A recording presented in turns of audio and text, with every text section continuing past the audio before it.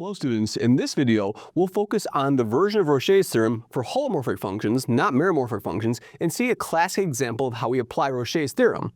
So let's recall that we had Rouché for a meromorphic function,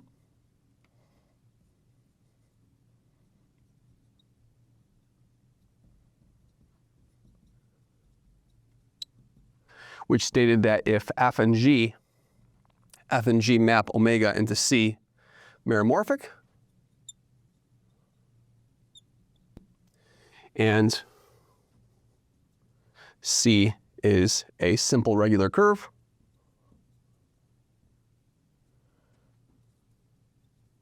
on which f and g have no poles,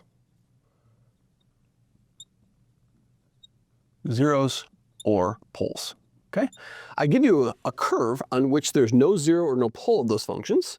And what do we know? And we also know this condition, that f of z minus g of z less than mod f of z plus mod g of z, like that, on C implies the number of zeros of f minus the number of poles of f inside that region, inside C, is equal to the number of zeros of g minus the number of poles of g inside that region, inside C. Okay? Excellent. So that's what Rouché's theorem says. Now, in particular, I can dumb this down a little bit and get a corollary of this, which is immediate, equals a corollary. The corollary is that if f and g are holomorphic,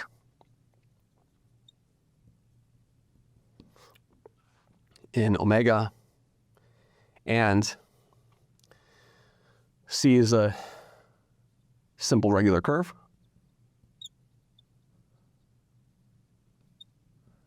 then if mod f of z minus mod g of z, like this, mod f minus g, is less than just f, right? That's a weaker thing to be satisfied, right? So I would give you a weaker condition, like this. That's a weak condition. This condition is weaker than this condition, trivially, right? Because of course that's less than f plus g, trivially, right? Good. All right. If this is true, then the number of zeros of f is equal to the number of zeros of g in the region inside C. Okay. Here's an example of this. Let's do a classic example. These pop up on qualifying exams all the time. So here's an example. So proposition. Prove that for n sufficiently large,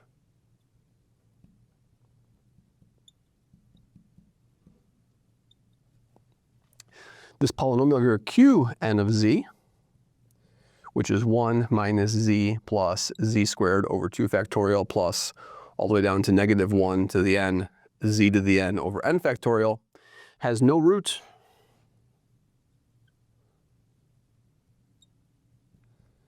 in the disk of radius 0.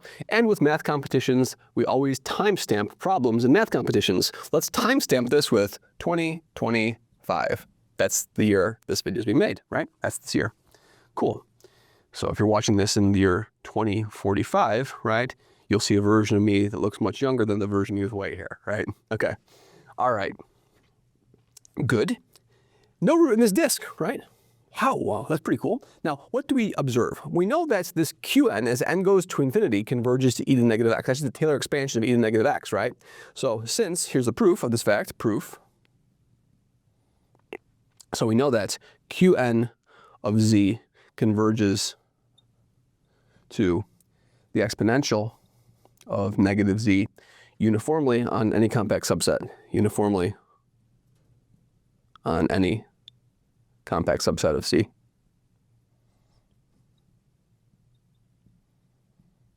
Okay. What that means is if we take epsilon to be e to the negative 2025, that's a valid choice of epsilon for any epsilon greater than 0, then there's an n and n, there is n and n. such that what? Such that if n is bigger than or equal to n is bigger than or equal to n, we have that what? We have that e to the negative z minus qn of z is less than epsilon, which is e to the negative 2025. For all z where? For z, I have to choose a compact subset, and I'm going to choose the compact subset just to be the circle of radius 2025, right? So this is a compact subset of C.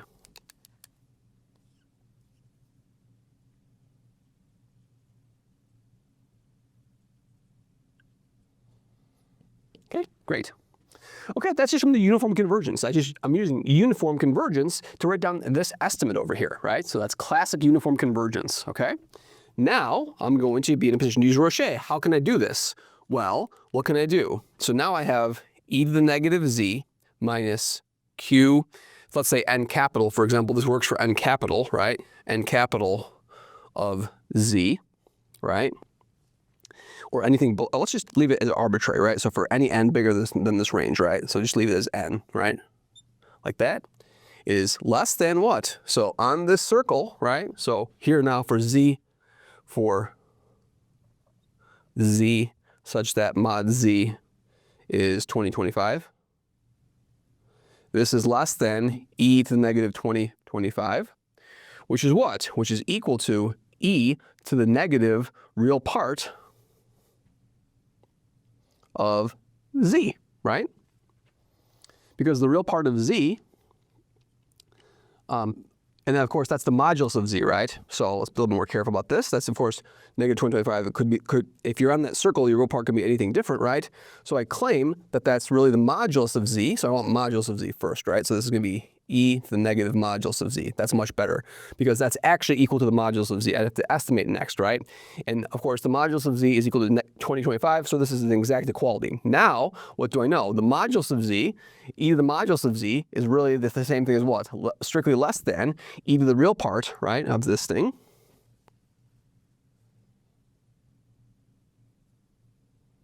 Okay. I gotta have that mixed up. To be very careful about this, right? It's less than modulus e to the negative z, right? Because that's exactly just e to the negative real part, right? I can make it bigger by making the modulus smaller, right? So the real part dominates that, right? So this, of course, is just the same thing as, I'm being a little sloppy over here, so let me say strictly less than this. Everything I'm writing is correct. So e to the negative real part of z, which is the modulus of e to the negative z, like that. Beautiful. And so now this, of course, is, what does that tell me? So now I'm in the following position. I can use Rouché now, right? And so we can use Rouché, and what will that tell us? So my Rouché, so here's my what? To use Rouché, this is my f, this is my g, and there's f again, right? So what's the conclusion from this? The conclusion by Rouché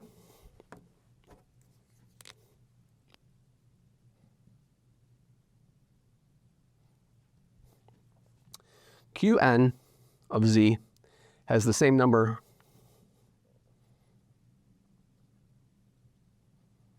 of roots in D0 2025 as e to the negative z, which is what? Is none, right? E to the negative z has no roots inside that disk. Therefore, by Rouché, Qn of z has the same number as e to the negative z, none, right? So you just proved that if n is sufficiently large, Qn will have no roots in a disk of radius 2025 centered at the origin. This argument, of course, is more robust. What I could do with this is I can actually take this argument, plug in any point over here, any a, any radius I want. I can use the same uniform convergence. I would just have to modify the proof a little bit. But this is the general flavor of Rouché's theorem. Typically, when you're seeing these things, you're going to have some idea of saying that the f minus g is small, relatively small, relative to what? Relative to the modulus of f, and that's the situation where you can apply Rouché's theorem. It's a very, very useful technique, and we'll see more examples of how to use Rouché's in further videos. Thank you very much.